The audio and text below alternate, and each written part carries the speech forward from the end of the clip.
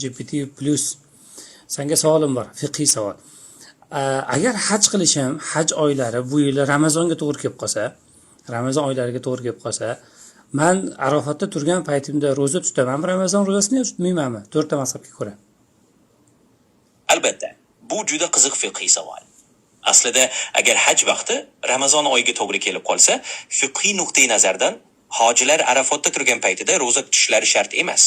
Chunki Arafat kuni hojilar uchun roza tutishdan ko'ra ibodatga va duoga to'liq e'tibor qaratish afzal. Hanafiy mazhabida Mabsud, Hidoya yoki Ibn Abdin Hoshiyasida bu masala keltirilganmi? Aynan shu hajni Ramazonga to'g'ri kelib qolgan paytda roza tutmaslik masalasi.